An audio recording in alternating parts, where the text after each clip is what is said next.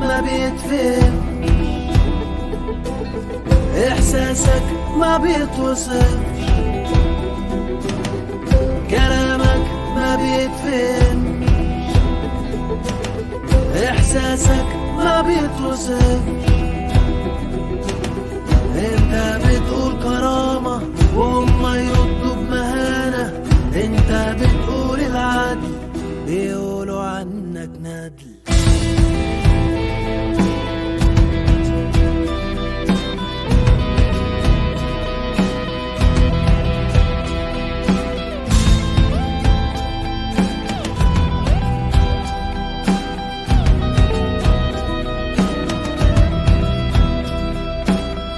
اثبت مكانك، هنا عنوانك، ده الخوف بيخاف منك وضميرك عمره ما خانك. اثبت مكانك، انت نور الفجر وهتافك صوته اعلى من صوت الرصاص والغدر. اثبت مكانك وادعي ويا. نستمر بجلساتنا ضمن منتدى فلسطين للنشاط الرقمي لنستقبل مجموعة جديدة من الخبراء لنقاش سيقوم فيه المتحدثون بتقييم قانون الذكاء الاصطناعي للاتحاد الأوروبي باعتباره أول تشريع رئيسي في هذا المضمار، بالإضافة إلى الأطر التنظيمية الدولية الأخرى الموجهة نحو الذكاء الاصطناعي. سيكون السؤال المركزي في هذه المناقشة: ماذا يجب على المشرعين القيام به لضمان تطوير تكنولوجيا الذكاء الاصطناعي بطريقة أخلاقية ومسؤولة، وكيف؟ أرحب الآن بإيزابيل بيرت، مستشارة الأمم المتحدة في مجال التكنولوجيا وحقوق الإنسان، وميرديث فيت، الباحثة في مجال التكنولوجيا وحقوق الإنسان، وجيمس رايت، متخصص برامج في وحدة أخلاقيات الذكاء الاصطناعي في اليونسكو، وتيش سيدي، نائبة الكونغرس الإسباني والمدافعة عن حقوق الإنسان. تدير هذه الجلسة إيزابيلا فرنانديز، المديرة التنفيذية ل The Tor Project. تفضلي صافي. We continue our Palestine Digital Activism Forum sessions and welcome our new group of experts to discuss and evaluate the European Union's AI Act, the first major legislation in this field, as well as other international regulatory frameworks concerning AI. The central question in this discussion will be, what must legislators do to ensure the ethical and responsible development of AI technology, and how? I now welcome Isabel Ebert, Advisor to the United Nations in the field of technology and human rights, Meredith Veet, Technology and Rights Researcher for the Business and Human Rights Resource Centre, James Wright, Programme Specialist in UNESCO's Ethics of AI Unit, and lastly, Tesh Sidi, Member of the Spanish Congress and a human rights defender. The session will be moderated by Isabella Fernandez, Executive Director of the Tor Project. Hello, everybody. Welcome. Thank you for the nice introduction. My name is Isabella, as folks have mentioned, and I will be the moderator for our next session. Regulation and legislation ranking in AI for human rights. I'd like to give the welcome, my fellow panelists. I will jump straight up on questions because we already have a great introduction. If people are okay with that. I would love to start this conversation with Isabel. Could you first just set the scene, right? Like, could you explain to us what are the implications of AI on human rights? Thank you very much, Isabella. I hope you can hear me okay. I had to change devices. Yes, thanks. So sorry for the strange angle. My name is Isabel Ebert. I represent the United Nations High Commissioner for Human Rights. I work at a project called BTech. We work on advancing human rights in the technology sector. And we have just published last November a taxonomy that shows human rights harms that can be connected with generative AI. Of course, generative AI is a very specific type of artificial intelligence, but many type of intelligence that is considered as artificial now moves towards generative AI. I'm going to make a few examples from this taxonomy, which is also publicly available.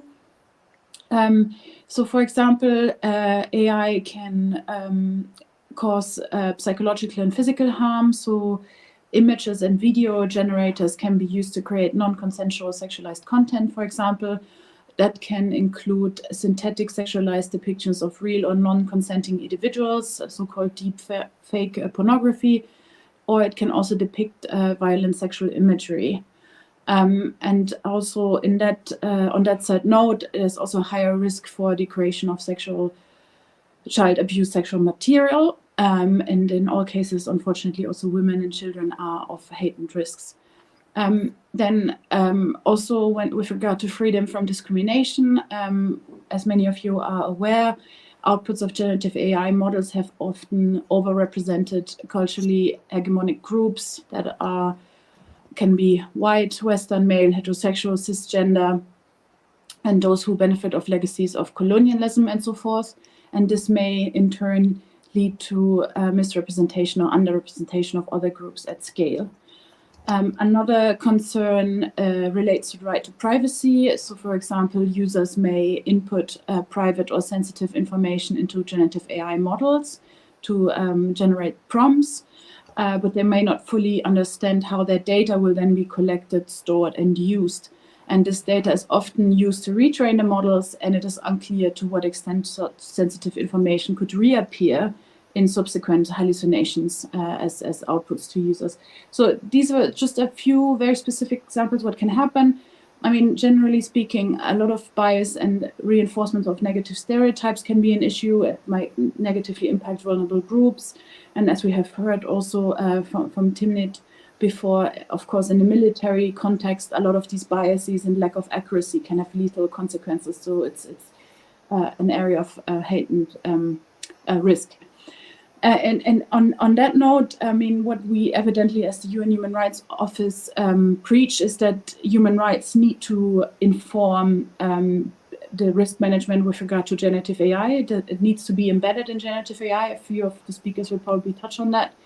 And we say that the International Human Rights Framework is really the model to follow in terms of developing regulatory approaches, in terms of also putting at the center the severity of risk to people, and also the expectations towards companies to respect rights. I'm happy to go on, but I think you want to jump to other panelists. Thank you so much.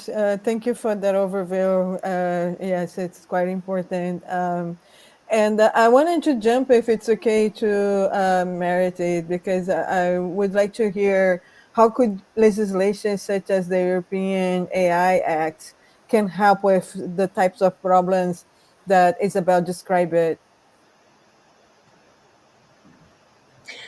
Thanks, Isabella, and it's really a pleasure to share this space with you all today. And as we can see from such an extensive list of possible and actual harms, as outlined by Isabel, it's clear that self-regulation for tech is no longer a viable option. This is especially apparent now when the ICJ has cautioned about plausible genocide taking place in Gaza, and tech companies are remaining silent about their role. States need to come in to set the standards for what companies are required to do to ensure that they're not facilitating violations of international human rights and humanitarian law. The Business and Human Rights Resource Center, for context, sent a survey to 104 tech companies operating in or providing services to Israel or Palestine, requesting more information about their heightened human rights due diligence practices. Only 3 companies, Ericsson, Hewlett-Packard Enterprise, and TikTok, responded in detail with specific answers to our survey questions. Meta responded, but not to our questions directly. And this astonishingly low 4% response rate is unprecedented in the Resource Center's history, and it's a horrible reflection of the sector's commitment to transparency and engagement with civil society. We sent nearly the same survey to tech companies about Russia's invasion of Ukraine, and the response rate in that instance was 26%. So, circling back to Isabella's question, we need new legislation, and the EU has been making some important strides in this regard, including the AI Act, the Corporate Sustainability Due Diligence Directive, the Digital Services Act, among others.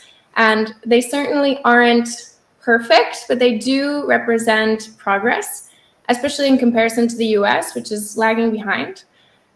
For example, the EU AI Act is a critical first step towards mandating fundamental rights assessments in regards to downstream impacts of AI systems.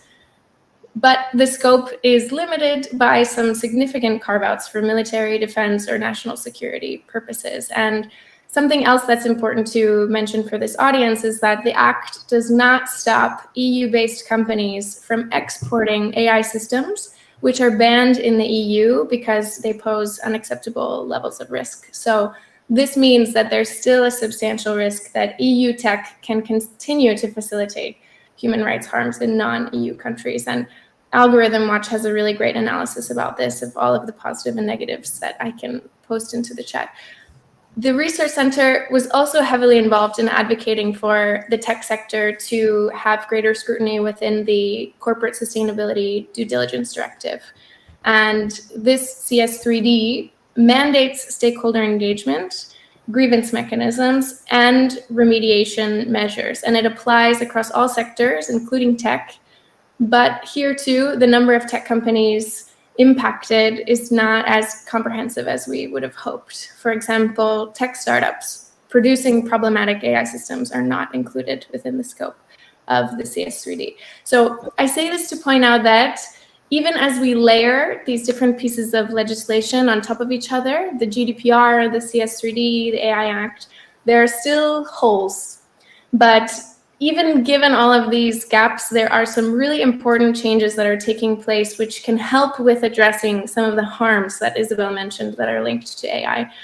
So I would kind of summarize these into three main buckets.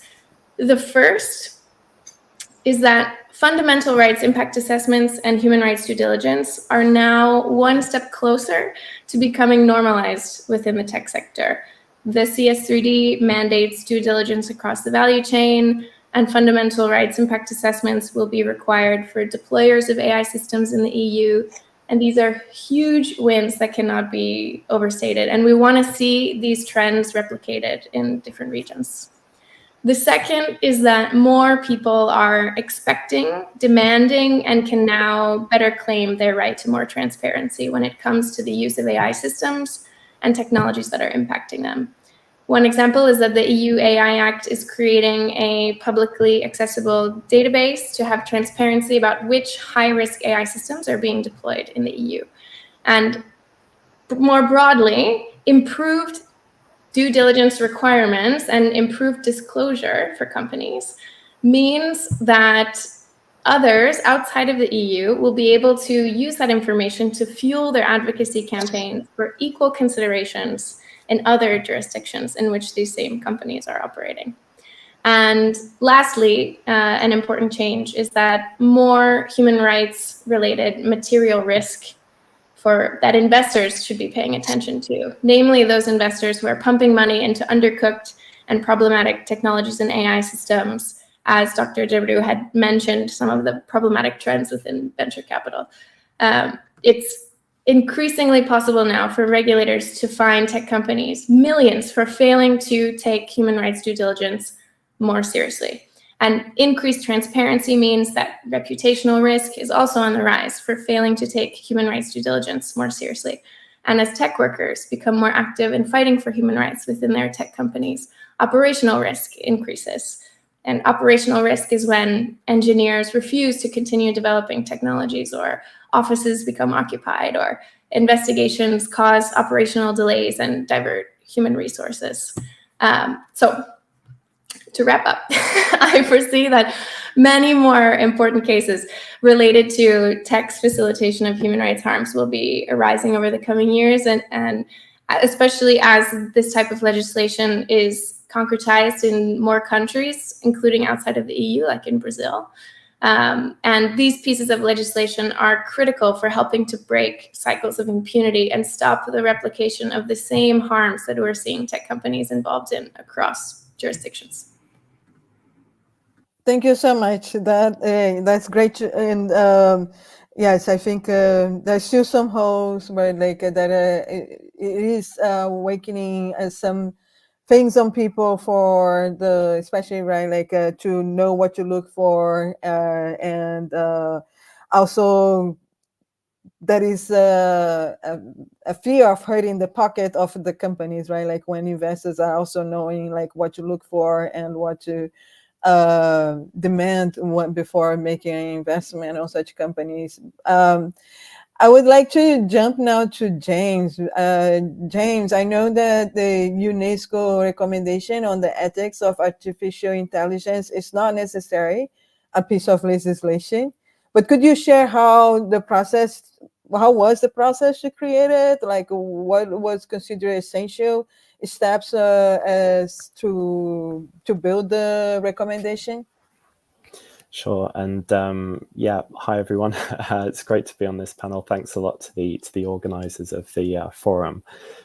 So perhaps it's helpful if I start by just very briefly introducing the UNESCO recommendation on the ethics of AI to anyone who might not be familiar with it.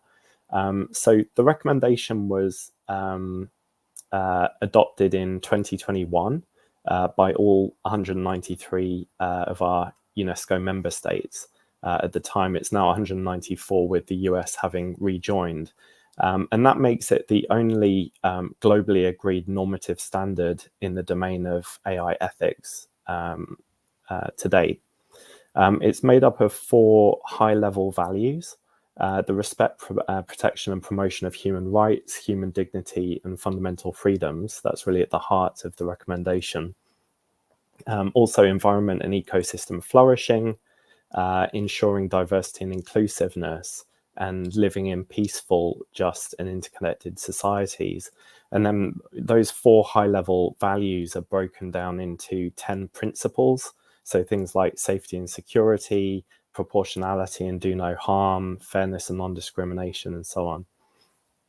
So I'm sure you're extremely familiar with these kinds of principles, but I think what really sets the UNESCO recommendation apart from other ethical frameworks, and as you'll know, there are many hundreds of these ethical frameworks, is not just the fact that it's actually the only globally agreed ethical framework, but also that it goes beyond just the values and principles to also set out concrete actions to be taken across different policy areas in chapters like there's a chapter on data policy, gender, environment and ecosystems, and so on. And it also includes several key provisions, including banning the use of AI for mass surveillance, social scoring, similar to the EU AI Act, a prohibition on giving AI legal personality, legal rights, and also a requirement for final human determination in high-risk life or death areas. So to get to your question about the actual process for how it was developed, the process took about 2 years. There was a draft text that was produced with the assistance of our ad hoc expert group, and it drew on an earlier preliminary study by UNESCO's World Commission on the Ethics of Scientific Knowledge and Technology, COMEST. That initial process involved inclusive, multidisciplinary, multi-stakeholder consultations, which were really important to ensure that the text was going to be as inclusive as possible. That was the initial phase for drafting, and then the focus shifted to an intensive phase of intergovernmental negotiations on that draft text to produce the final version of the recommendation, which was then adopted in late 2021. I wasn't actually with UNESCO during the process of creating the recommendation. I've heard a lot of stories from my colleagues about just how tough that process was. Mainly tough because it involved intensive rounds of negotiations with all of our member states. But I think this is really vital because member states really had an active hand in shaping the final recommendation. And I think it's contributed to a sense of ownership. So this isn't like an external framework that's been imposed on countries. It's a framework that's been shaped together with countries. So I think there's real buy-in. And just to end, you know, this is just a recommendation to member states. It isn't, as you said, a piece of legislation. There's no kind of enforcement mechanism, but there is a requirement for member states to report on their progress in implementing the recommendation on a regular basis. I think it's every 4 years, and it should be happening next year. And we're currently working with almost 60 member states on supporting their implementation efforts, including Palestine, which I'll get onto. Yeah, thanks. Thank you so much. I wanted to now talk a little bit with Tash. Meredith touched a little bit on this, right? Like on the reasons why companies should be complying with such legislations, right? Like, but I wonder, Tash, why sometimes the compliance of the private sector to legislations, such as the European AI Act, is so slow? What is the internal process of a data company to comply with such legislation? Are there any reasons? Why is it slow? Thank you very much. Can you hear me very well? Yes. I'm a bit sick today, so I'm gonna try to do my best. Thank you very much. I think all of you said already a lot of information about how hard is to get together some, we would say in Spanish, protocolos, but it's so slow basically because on my experience and background as a software engineer, it's because when we talk about AI, everyone thinks that they can use it, they can build it itself, but the problem most of the times is like there are a few companies who have really powerful models like OpenAI or big tech who rules actually the AI world. So basically on legislation side, or what would say political side, everyone knows about AI. And this is a bit funny because I used to say nobody really knows what is doing or what it's about, but everyone is talking about AI. So most of the times what we face it in the European Parliament is there is so much, or there are so many people who work for lobbies for these big companies. Maybe they are only 5 or 6 companies who have really good reasons to stop this legislation. So most of the time these lobbies goes to politicians, go to the parties in the European Parliament to give the advice or even to write the legislation. So I think one of the colleagues before been talking about this. So when you have to rule, or when you have to do legislation about something that you don't really know, and there is no a lot of people who control about AI as in technical way in the public side. So of course these companies go to the EU Parliament, or here in Spain to the Spanish Parliament, and say, okay, we're going to help you to regulate this. We are really bad, so we're going to regulate ourselves. So this is basically the big issue we have in the European Parliament. We need to regulate the lobbies and then as well to regulate the AI. You hear me very well? I don't see you, so I think it's fine, yes. Isn't it? Yeah, sorry. So basically we face this, and as you know, the AI Act was approved during the Spanish, like we'd say, presidency of the EU. But for me, and my opinion, was a bit fast. It was more a political goal, more than like, even though we have to say thank you, because at least we have something compared to the United States or compared to other countries. Even we, as a colleague said before, it even has like holes, like compares related to the human rights, related to biovigilancia and stuff like that we could not achieve. But we have a hope, we have an opportunity in each member of the United States to make more guarantee, to make a better law. So in our case, what we are doing is reading this AI Act, but just as a base thing to make better laws or better policies. And basically, there is so much money. I would summarize it in: there is so much money, so much lobbying in the parliament, and there is no knowledge. We have a huge problem as well in the Spanish parliament or in the Spanish public service to bring the engineers, to bring what we say like the thinkers or the engineers to our side, because we are not competitive. Always we've been given to external companies, their software product, everything. We've been externalizing it, so we don't have this knowledge inside the public side. So a lot of times when we have to make regulation about digital things or about new software, we just give these companies the chance to do it and help us. So that is something we need to be scared about, because of course, if we ask OpenAI to regulate their software, they're gonna not be 100% transparent at the end. So I think, for me at least, we need to have a huge we need to work in a huge way, not only to regulate, as well to teach people about technology, about the difference of AI, what can be good for us, and choose between all policymakers and public and citizens and organizations, which is what we can get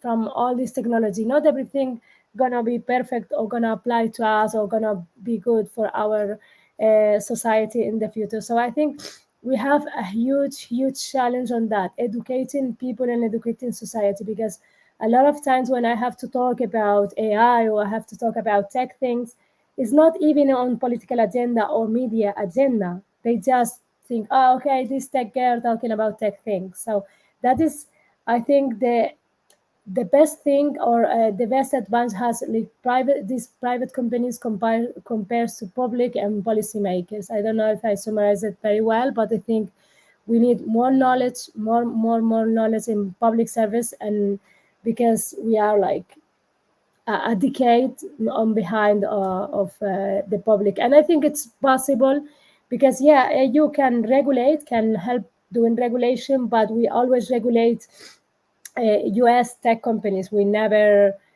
put money on public digitalization process to have a competitive process compares these private companies. Sorry for my English. No, my English too, so don't worry. I think like this is actually. I feel right, like it's complicated when there is so much power on a handful of companies, right? Like from the influence is also from the dependence. And you brought a really great point about also more investment in other other options, right? Like so there is other options for the people. Thank you so much. I think I want to talk a little bit. I want to go back to James, if that's okay, because I'm wondering also about the impact on the ground that you have seen so far with the work around implementing the UNESCO recommendation on the ethics of artificial intelligence. Is there any resistance, or is being slow? How is that going? Actually, I think quite the opposite. I mean, there's been a massive amount of interest. We recently had our kind of annual flagship event, the Global Forum on Ethics of AI, that was held in Slovenia. And, the thing that we kept hearing is like governments really want support to be able to, implement aspects of the recommendation and around things like new laws and regulations. So with in our UNESCO team, to support that implementation effort, we've developed what we call the Readiness Assessment Methodology, or the RAM for short. And that was, part of the recommendation was that this readiness assessment tool should be created. The aim of that is to help member states understand how prepared they are to implement AI ethically and responsibly for all of their citizens. And it's intended to highlight, on the one hand, the kind of institutional and governance strengths to build on, as well as the gaps that exist, that we all know exist. And then enabling UNESCO to tailor its support for governments to address those gaps in order to ensure a kind of ethical AI ecosystem that's aligned with the UNESCO recommendation on ethics of AI. So the RAM that we've produced is basically a really long questionnaire that covers 5 different dimensions of the UNESCO recommendation. So there are questions about legal and regulatory dimension, so laws around AI, AI strategy, data protection, cybersecurity, open data, all of that stuff. There's a social and cultural dimension, scientific and educational, economic, levels of investment, public and private investment, and also a technological and infrastructural dimension. I won't go into like what all of those dimensions include, but the point is that it provides a really comprehensive view of the whole landscape around AI, to identify these kind of areas of strengths and weaknesses that can be addressed. So at the moment, over 50 countries are conducting the RAM exercise. And that includes a kind of data gathering part where they're answering all of these qualitative and quantitative questions. Then a national public multi-stakeholder consultation exercise to get to grips with what are the policy priorities, national priorities, public concerns around AI and AI governance. And then we produce a country report which has kind of concrete policy recommendations to update national AI strategy in alignment with the UNESCO recommendation and its values and principles. So as I mentioned, the RAM is also underway in Palestine. We're currently in the final stages of completing that. And the country report should be launched in the next few months. I'm not going to preempt it by saying what's in the report, I'm afraid, but there's going to be a range of detailed recommendations for updating policies and laws relating to AI, as well as capacity building measures. And then that report launch is just the start. We then kind of work with member states to actually implement those recommendations in order to build an ethical AI ecosystem. And I just want to end by giving one concrete example of the kind of impacts of this process. So we recently launched the RAM report for Chile. It was launched by the President of Chile and our Director General a month ago. And one of the recommendations was that the government should update and strengthen its cybersecurity and data protection laws to take account of AI and generative AI specifically.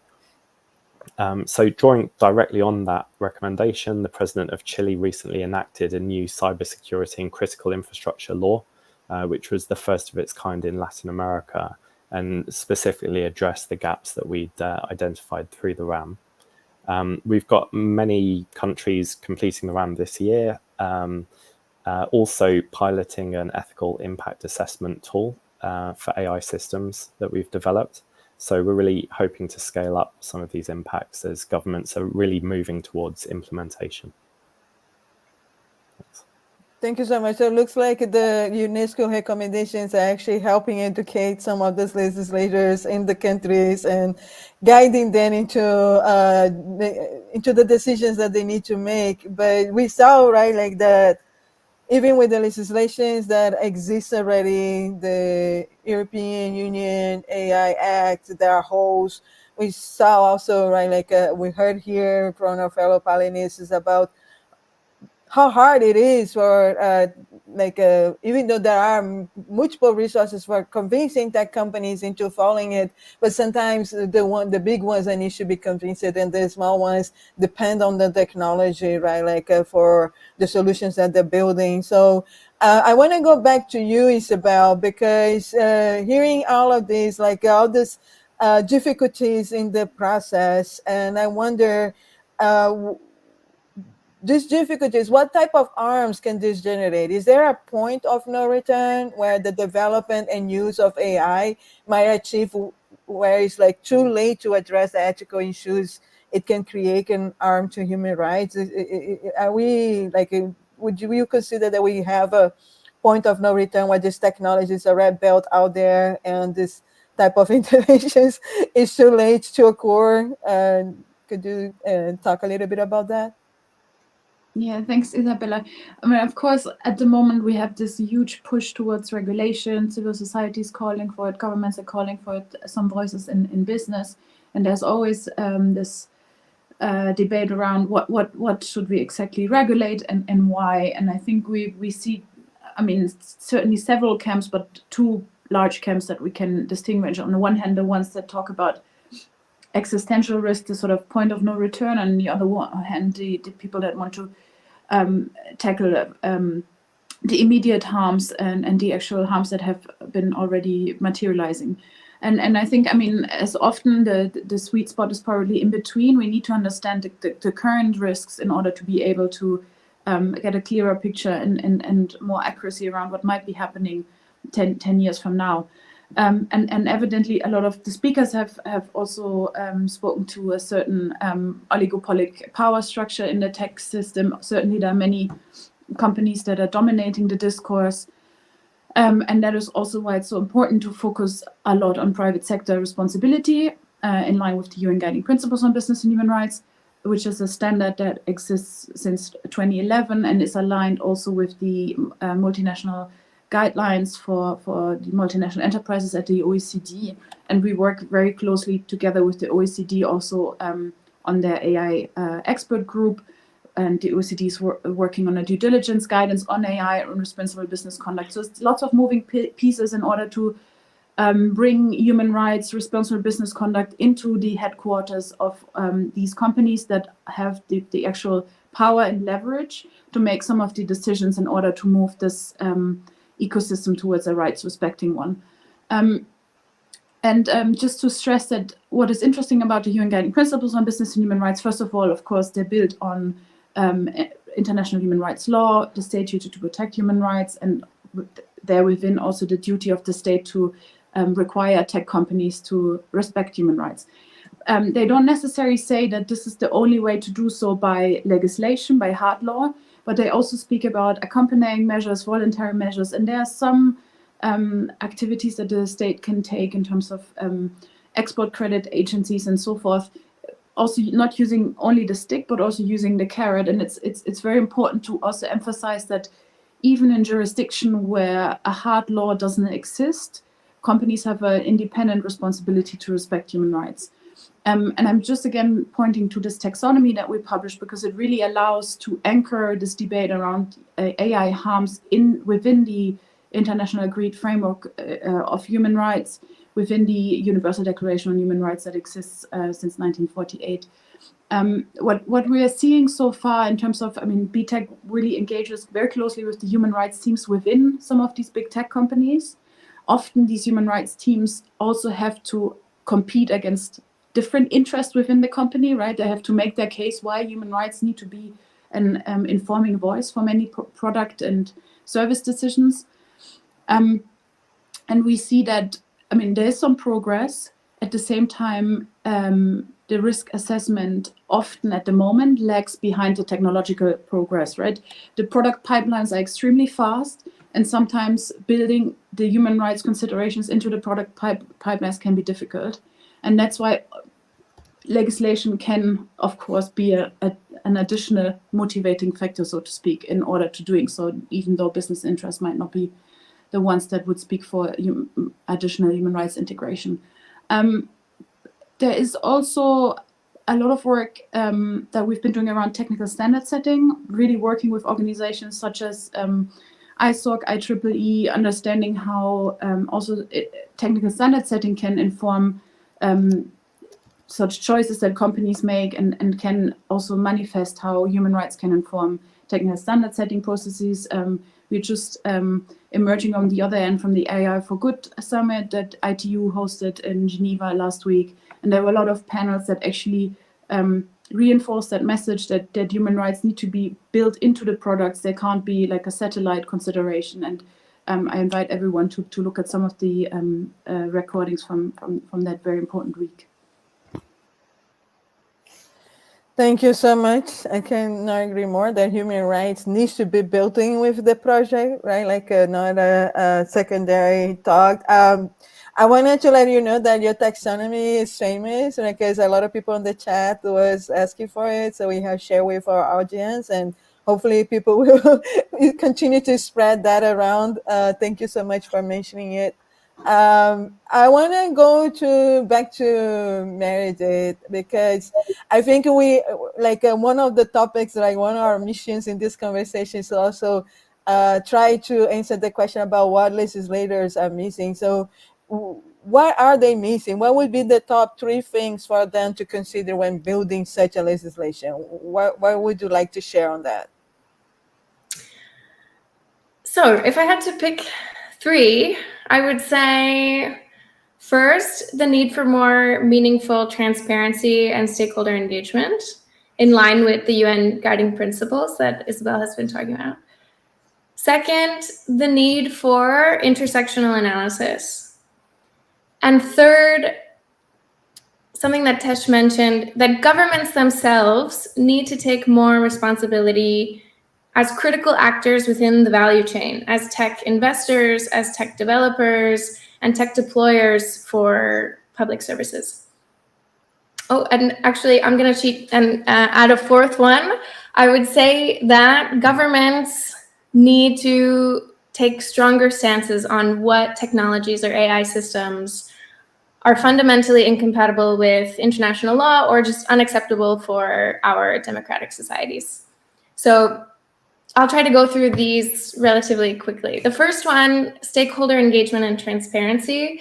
I already talked a bit about the Resource Center's experience in contacting tech companies about their involvement in Israel and Palestine and the lack of responsiveness. But this lack of responsiveness from the tech sector is also a general trend.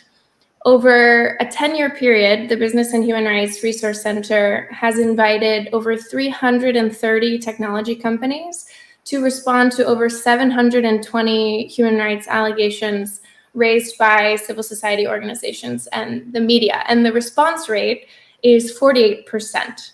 So that's notably much less than other sectors like apparel and textile and natural resources, despite the very large impact that tech has around the world and particularly on at-risk groups. My colleague, Danny Raymond, has been doing amazing work in analyzing our company response requests and the responses that we've received. And of those that we're sending to tech companies, nearly 1/3 of the invitations are related to tech company operations in conflict-affected zones, including Myanmar, Israel and Gaza, Russia's invasion of Ukraine, among others. And for those that are related to conflict, 80% are allegations linked to tech companies headquartered in the global north, impacting the global majority. So transparency is the first step towards accountability, and tech companies are not hitting the mark, especially when it comes to conflict, which is when they should be doing and saying even more. And legislation should be putting more pressure on companies to meaningfully engage with civil society and be more transparent. The second, intersectional analysis. So as we know, it's important to understand the harms, including those experienced by people living in conflict-affected areas, people with disabilities, children, women, racialized groups, linguistic minorities, and those living in global majority countries when translating these new laws and directives into national legislation. Because of course, impacts will be different for every individual and no region or country exists in isolation. A number of NGOs, including Fundación Carisma or Transparencia Brazil and others, published a statement about the EU AI Act's lack of consideration for the global majority, which you can post in the chat, and it's definitely worth a read. And the Resource Center also published a piece recently about engagement, remedy, and justice for global majority workers and the CSDDD in the EU. So I'm happy to share both of those pieces. The third point about governments themselves taking more responsibility as actors within the tech value chain. Governments are developing their own in-house technologies, and we often have little evidence of how they're carrying out or if they're carrying out human rights due diligence. So a first semblance of a positive step in this regard was the Biden administration's executive order on spyware, but we're still waiting to see exactly how this is implemented. But a very obvious example too is how unchecked and overhyped military and defense tech are causing huge problems. The government is also investing in tech companies with our taxpayer dollars, whether it be through pensions or procurement, and they're deploying technology when carrying out their daily jobs or attempting to make public services more accessible. So governments really need to look at their own relationship with technology and tech companies more critically and use their leverage as investors and key stakeholders in the value chain to influence corporate behavior beyond just their legislative and regulatory obligations. And the Danish Institute for Human Rights has a great new publication about public procurement and digital technologies, which I'll also share. I owe you all a lot of links. But the fourth one, super quickly to wrap up, about taking a stronger stance about what we will. Through the EU AI Act, there's now the beginning of a no-go or unacceptable risk list. And governments should really consider this list, governments around the world, and expand it, especially when tech business models are fundamentally incompatible with international law or what we want for ourselves and future generations, or when the capabilities of the technology itself are not proportionate to the desired aims of what they're marketing themselves as. Spyware is another top of mind example. So, and governments should really be actively consulting civil society in making and continually updating such lists. So those are my top four. Thank you so much. Also, everybody on the audience are loving the links and the extra resources that you are sharing, so keep them coming. I think we still have a few minutes for final comments, not too long, but like we might have around 2 minutes for everybody, any one of you who would like to share your final thoughts on the discussion, maybe something I haven't addressed that you would like to share with folks. So maybe can we get it started? I will start with Tesh, and then I will call people around, and we can share a couple minutes of final comments and thoughts on this topic. Final comments. Okay, sorry. For me, like I used to make fun about that I've been in the wrong side, but as a big data engineer, and now I'm in the good side. But I think we need to break these biases, or this like wall between science and humanistic, like we would say science as well. Because the problem of so much models right now, so many software on the market and stuff like that, it's because there wasn't like intersectional vision behind all these developments. So many companies are delivering software right now because there is no regulation. So when companies or when right wings, especially in Spain or in EU Parliament, says like, okay, we are by using regulation, we are stopping development, we are stopping innovation. That is a lie. So please, we need to think that this is like a machine. We need to regulate. We need to have more multidisciplinary thinkers and developers and humanistic people thinking about what's gonna be, what's wrong with AI. It's not bad, of course. I am big fan of technology, of course, as a software engineer, but I think sometimes we need to think what's going on and think in policies for decades, because right now everyone is delivering their regulation or their opinion about something specific, especially I'm talking about Spain, when we focus a lot, or we are focusing a lot now in AI, addressing AI and porn revenge, but we need to make an umbrella policies that can be alive or at least be an advance for a decade. And then a thing that I'm most wondering about is about borders. You mentioned it before. Human rights and special groups like migration, women, children are the target of AI and big companies. And I think we need to be aware and put the spotlight on that.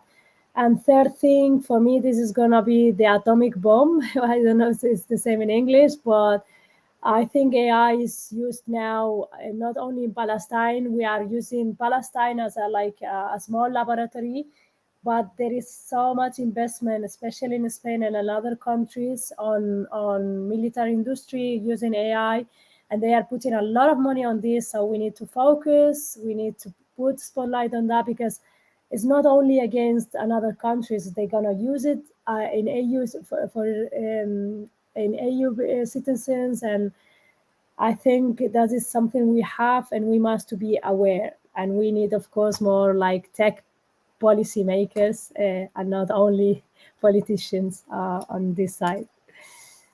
Thank you so much. Isabel, do you want to share any final comments? Yeah, thanks, Isabella. And I think I connect to what Tesh said. I think, the best conversation usually happen when we combine expertise from different disciplines, when we combine the policymakers, the human rights lawyers, the actual data scientists, and then those people who have also experience in how you actually enforce laws in an efficient way and manner. Because I think even though the AI Act is now in place, and for example, also the Digital Services Act, we still need to make sure that these legislations are implemented in a way that they actually protect human rights, and that can only happen if we understand the actual human rights risks properly, and then can also identify measures that actually allow us to mitigate those risks. And this is why all these multidisciplinary fora, working groups, red teaming are really essential in ensuring that we don't only have a paper tiger, but we actually use legislation in order to protect the rights holders, because that's what, in the end, for example, what the UN Guiding Principles on Business and Human Rights are about, really applying a lens to the severity of the potential risk to people and prioritizing mitigation measures based on that risk. Thank you so much. I will go to you, James. Do you want to share last thoughts? Yeah, sure. It's been lots of very interesting thoughts from the other panelists. I agree with, sorry, I forgot your name, but your previous panelist who was talking about how it's not just, I think sometimes when we think of governance, we think of regulations, laws, which are obviously very important, but governments also need to use the whole, toolbox of targeted investments, procurement guidelines, education, training, all of those things, get the institutional design right to make sure that institutions are also fit to govern AI. For instance, we've got a piece of work at the moment with the Dutch Digital Infrastructure Authority. It's a European Commission project to help build their kind of competencies and capacities of competent authorities for AI. To help implement the EU AI Act, other EU digital legislation and standards like the UNESCO recommendation. So I think it's, not just, sometimes I think it can be tempting to think of regulation as a kind of silver bullet, but it's actually, the whole panoply of different measures that can really, that have to be brought to bear to take on the challenges from AI. Thanks. Thank you so much. And Meredith, you would like to share your last comments? Yeah, thanks. I think, I just love the way that Dr. Djebrou put it when she said that everything that's happening is a political choice. It's not an inevitable state of affairs. And, in monitoring the tech sector, we're seeing that way beyond weapons, right? Telecommunications providers, surveillance tech, social media companies, chips manufacturers, they're all becoming increasingly integrated and intertwined into conflict and impacting people's lives in sometimes very extreme ways. So I would encourage more tech companies and tech investors to join these multi-stakeholder spaces so that we can work together on preventing that AI further dilutes accountability both in peacetime and during conflict. And I want to thank Isabel and Isabella and James and Tesh for this great panel discussion, and to Hamla for organizing. I would like to thank everybody. This has been a great discussion. I'm extreme bias here. I'm Brazilian to begin with. We have a lot of debates on legislation, so I understand a lot of the pain in this process, right? Like especially with uneducated legislators.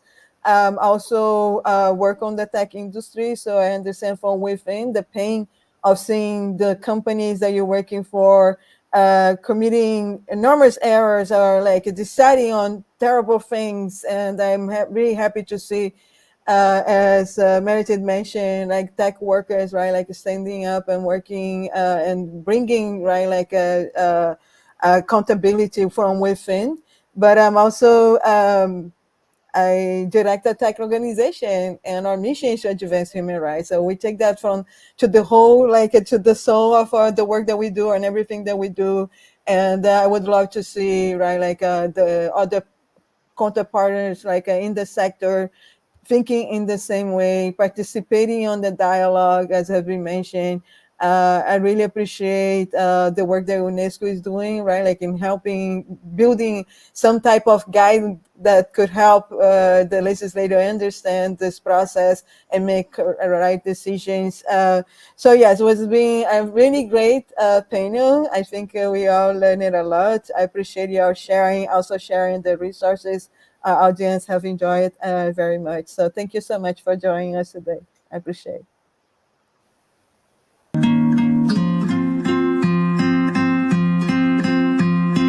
ينقص في سلاحف بحري يقتل حيوانات بشري تلك قضية وتلك قضية كيف تكون ملاكا أبيض. والآن لدينا استراحة قصيرة لمدة 18 دقيقة و45 ثانية، ونتمنى أن تكونوا معنا في الجلسة القادمة للحديث عن كيفية تسخير الذكاء الاصطناعي من أجل الصالح الاجتماعي وعن زيادة قوة الحوسبة والتقدم التكنولوجي. Now we have a short break. We'll return at 6:45 Jerusalem time for the session AI for Social Change. How human rights defenders, civil society, and academics are utilizing AI for good. See you soon. Are you a Palestinian activist or advocate for Palestinian rights with an online presence? In the digital world, you may face an array of violations, but remember, you should never be silenced. Social media censorship, content removal, or account suspension, hate speech and incitement, digital economy discrimination, smear campaigns, and even gender-based violence. It's time to take a stand, to push back. If you encounter any of these violations, don't ignore them. Take action. Report now on HUR, the Palestinian Observatory of Digital Rights Violations. Visit hur.hamlet.org and be part of the change. HUR is a safe and user-friendly tool to report digital violations. HUR will provide technical support. HUR will also follow up with tech companies and concerned duty bearers to solve the issue. This monitoring, a first of its kind for Palestinians and allies, also helps to shed light on human rights violations across different fora. Activists can play a crucial role in documenting digital violations occurring across the most influential online platforms of our era, spaces where public opinion and policies are molded. Let's join forces to build a safe, fair, and free digital space for Palestinians and for all.